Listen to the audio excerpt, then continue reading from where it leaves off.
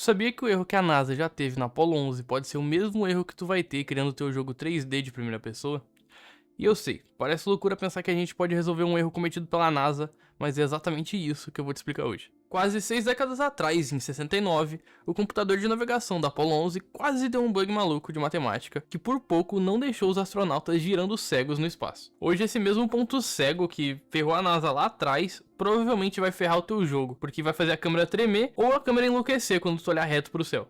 A matemática que a gente aprendeu na escola ela vai falhar, e pra gente consertar a nossa rotação, a gente vai ter que abandonar a física tradicional e a gente vai ter que roubar uma equação da quarta dimensão. Se eu pedir pra te rotacionar algum objeto no teu jogo, a primeira coisa que tu vai pensar vai ser o ângulo de Euler, que é os famosos eixos x, y, z. Visualmente é como se o programa criasse 3 aros interligados entre eles e ao redor do teu modelo. Parece perfeito, mas o ângulo de Euler ele vai esconder uma armadilha muito chatinha.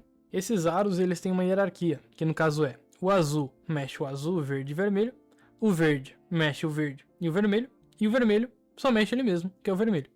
O problema é quando a gente mexe o eixo Y em 90 graus, e daí o bichinho fofo, ele deita. E daí o aro X, que é o vermelho, ele é arrastado junto e ele se alinha com o aro Z, que é o azul. Aí a gente percebe que o movimento do X ele é igual ao do Z. Se a gente gira o aro vermelho, o bichinho fofo vai girar dessa forma. Se a gente gira o aro azul, o bichinho fofo faz o mesmo movimento. Daí a gente acaba de perceber uma coisinha. Agora é impossível fazer esse movimento. E isso que é o famoso Gimbal Lock. Pra te conseguir consertar uma falha em 3 dimensões, aí tem um grande problema. Tu vai ter que fugir pra quarta dimensão. E daí tem um carinha muito doido, que em 1843, chamado Sir William Owen Hamilton, sei lá como é que fala essa bomba, ele tava andando por uma ponte bem de boa, que ele teve um estalo e pensou o seguinte: rapaz, isso aqui é bom mesmo, hein? Vou ter que escrever isso em qualquer lugar. Pegou-lhes e chambres numa pedra. E daí ele inventou os quaternions. Tchá! Resumidamente, quaternion ele vai jogar essa ideia fora de 3 aros separados, brigando entre si por hierarquia. E, em vez disso, ele faz tanto o X, o Y e o Z desistir de ser um aro e vai se unir para ser uma única lança ou algo assim que atravessa o objeto na diagonal e dita a direção que o objeto vai se mover. Ele adiciona um quarto elemento que é o W, e o W é o motor praticamente. Ele que vai ditar quantos graus o objeto vai torcer em volta dessa lança. E como tudo isso gira em torno de um único eixo customizado, não tem como um aro engolir o outro, e daí acaba o Gimbal Lock. Uma coisa comum que acontece quando a gente usa Quaternion em algum programa é que às vezes a gente percebe que tem como a gente passar do 1. Mas isso na real é meio que uma mentirinha pra ajudar a tua vida. Na real é que a engine ela vai deixar tu passar do 1 em todos os campos, e isso daria 400% de energia, por exemplo. Mas na real não, é só que a interface tá mentindo pra ti. O número que tu digita na tela não é a energia real, é só uma proporção. É como se fosse uma receita de bolo, e se tu quiser fazer só uma parte desse bolo, não um bolo gigante, tu entende que, pô, tá só cortar na metade. E daí o programa entende que tu quer forças iguais. E por trás de tudo, o motor aciona tipo um freio de emergência, que é invisível, que é a normalização, que talvez eu faça um vídeo sobre isso em geral, normalização de vetores, acho que é um assunto legal. E ele resumidamente vai esmagar matematicamente o teu W, que é o quaternion, o teu XYZ, que vocês já sabem o que é, de volta pra, sei lá, 0,5 cada, e daí no total vai ficar tudo lindo de bonito. E para que cada soma de energia não quebre a física, a interface aceita números gigantes, só para facilitar a tua vida, por mais que isso dê um baita trabalho para arrumar com normalização.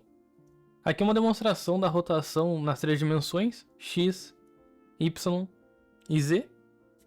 Bom, pra gente ver a prova final disso acontecendo, eu vou colocar esses dois cubos para funcionar, um com Euler e outro com Quaternion, e vocês vão ver a diferença. Vocês vão ver que o da esquerda vai dar uma reboladinha safada, e o da direita vai direto ao ponto. Se a gente for ver mais de perto, essa rebolada foi até que bem drástica quando a gente compara com o Quaternion, porque, bom, a gente consegue ver bem visivelmente a diferença.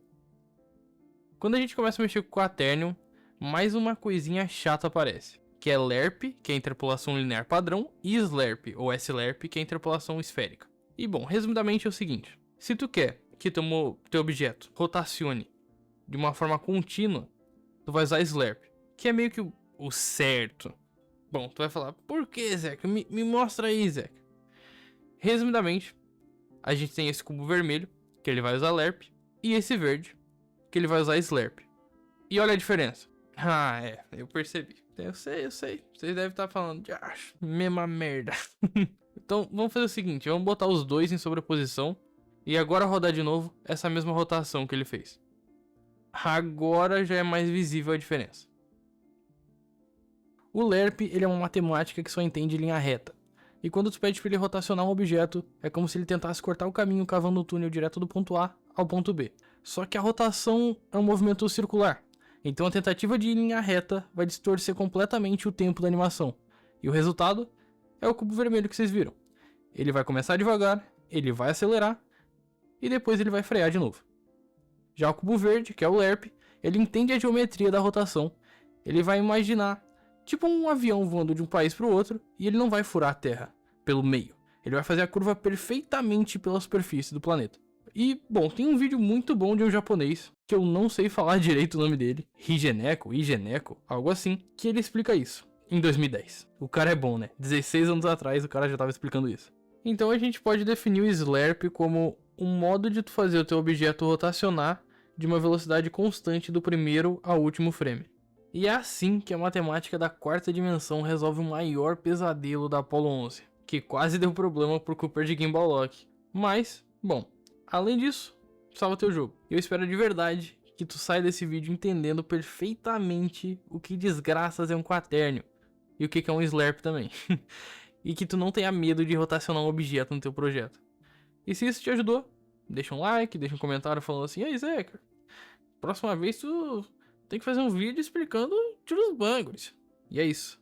Um abraço e até a próxima.